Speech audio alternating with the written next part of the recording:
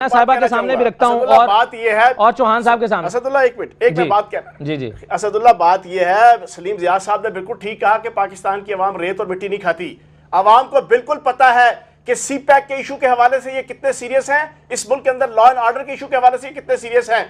आप मुझे ये बताएं कि आपका जो है वो कलभूषण यादव के हवाले से, आपका महमूद खान अचकजई की जो है वो लॉ एंड ऑर्डर के हवाले से, आपके असफंद यार वली के हवाले से याद आया कि आपके कल के प्रोग्राम और तारिक कादरी साहब के प्रोग्राम के हवाले से भी राणा सनाउल्लाह साहब ने कहा है कि थ्रेट्स मौजूद हैं। इल्ताफ हुसैन के इस इशू के हवाले से जो आउटपुट और रिजल्ट नून लीग की हुकूमत दे रही है ना, पूरी पाकिस्तानी कौम देख रही है कि ये जो है वो रेत और मिट्टी वो नहीं खाते। उनको एक एक चीज का पता है कि किसकी डोरी कहां से हिल रही है। महमूद खान अचकजई की डोरी किधर से हिल रही है, इल्ताफ हुसैन की डोरी कहां से हिल रही है, असफंद यार वली की कहां से हिल रही है, और मोदी के साथ यारियां निभाने का अंदाज और टैक्टिक्स किस तरीके से नवाज शरीफ साहब, उनका खानदान और नून की हुकूमत जो है निभा रही है।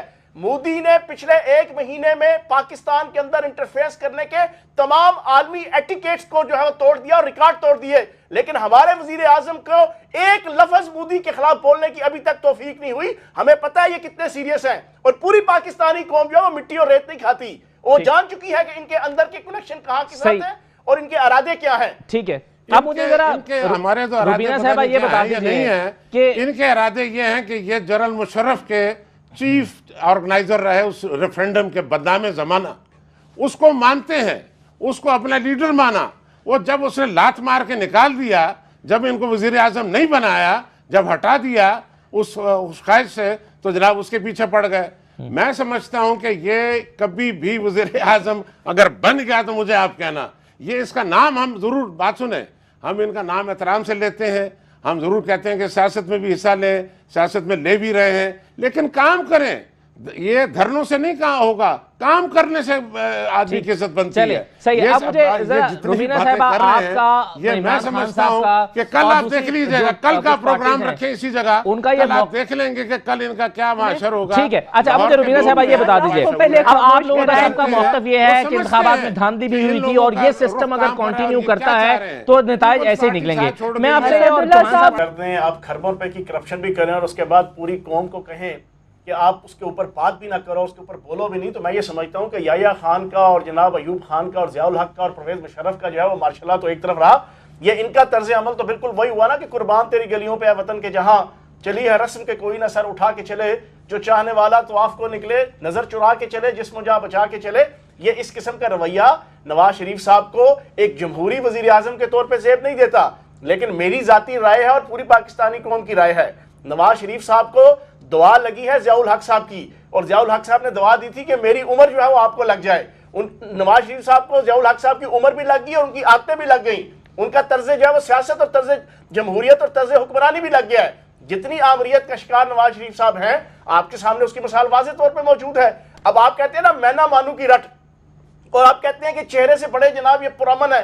ना सलीम ज़िया साहब इस वक्त चेहरे के हवाले से और अपने अंदर के हवाले से पुरअमन है, ना आपकी हुकूमत इस वक्त जो है वो मुतमईन है। इनकी नींदें उड़ी हुई हैं, और नींदें उड़ने का आलम यह है कि अब ये कभी जनरल राहील शरीफ साहब को फील्ड मार्शल बनाने का जो है वो इंसेंटिव देते हैं, और आज आपके प्रोग्राम के अंदर मैं ये खबर ब्रेक कर दूं, ये बात लिख लें कि ये जनरल राहील शरीफ साहब को एक्सटेंशन भी देंगे और 3 साल की एक्सटेंशन देंगे, और ये इस वहमो गुमान का ख्याल करते हैं कि शायद इस तरह की जो है वो टोटके नहीं, वो भले ही ऑफर करें, लेकिन कल ISPR ने एक मर्तबा फिर कह दिया है कि जनाब हम अपना मौक़िफ़ वाज़ेह कर चुके हैं और हमारा वही मौक़िफ़ पर हम कायम हैं।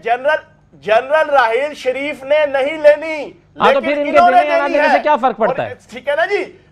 सर बात यह है कि ये समझते हैं कि शायद इस किस्म के टैक्टिक्स के जरिए से ये अपनी चीजों से बच जाएंगे। और दूसरी खबर ब्रेक कर दूं आपके प्रोग्राम में, आपके चाइना ने मुसलसल पिछले 6-7 माह से पाक फौज के ऊपर भी और पाकिस्तान के एस्टेब्लिशमेंट के ऊपर भी यह प्रेशर डाला हुआ है कि हमें इस हुकूमत की तरफ से किसी किस्म की कोई उम्मीद नहीं है जब तक आर्मी और पाकिस्तान की एस्टेब्लिशमेंट जो है वो सी पैक के प्रोजेक्ट के अंदर अपने आप को प्रॉपर तरीके से इन्वॉल्व नहीं करती और उसकी सुपरविजन और उसको अपनी कस्टडी में नहीं लेती। तो सर ये कोई है लेटर, कोई दिखाए ना, कोई मरासला, कोई खत, कोई लेटर आपके सामने बीसीओ एक ये तो आप हवाई फायरिंग करते रहेंगे चौहान साहब। तो फिर आपका चाइना के वजीर, आपके चाइना के एम्बेसडर डायरेक्ट जो है वो आपके जनरल राहील शरीफ साहब से मिल चुके हैं, और ये चीज तो सरकारी तौर पे ओपन हो चुकी है कि चाइना ने एक जो है वो प्लान ये दिया था कि आप एक इस किस्म का एक जो है वो डिवीजन बनाएं कि जिसके अंदर फौज भी एक प्रॉपर तरीके से स्टेक होल्डर हो। मामला ये है के इशू के हवाले से सलीम जा साहब, अब मामला ये है, बात मैं कह दूं जी जी जी जी अच्छा सलीम जा साहब, मामला ये है कि देखें आपकी हुकूमत की परफॉर्मेंस में मुतासिर होगी अगर इस मसले को आप ऐसे ही छोड़ देंगे हल किए बगैर, इसको एड्रेस नहीं करेंगे। और अगर हुकूमत ने जो पॉलिसी अब तक दिखता है कि अपना रखी है कि जनाब इनको लगे रहने दो, जो कर रहे हैं करने दो, जो को फर्क नहीं पड़ता, तो ये नहीं हो सकता कि हुकूमत की परफॉर्मेंस मुतासिर ना हो, ये मनसूबे मुतासिर ना हो। तो क्या हुकूमत के लिए बेहतर हिकमत अमली ये ना होगी कि कोई हल निकाल लिया जाए बैठकर? असदुल्ला साहब, बात यह है कि हम तो इनको हमने कभी ये जाहिर नहीं किया कि हम इनको नॉन सीरियसली ले रहे हैं। कितना सीरियसली ले यार, 3.5 साल हो गए, समझे ना, वही चीज चलती आ रही है, वही चीज चलती आ रही है, लोग भी थक गए। अभी जहां तक इन्होंने स्पीकर साहब के पास दरखास्त गई है, उसका जवाब देते नहीं है, तो सर कहां सीरियस ले रहे हैं आप?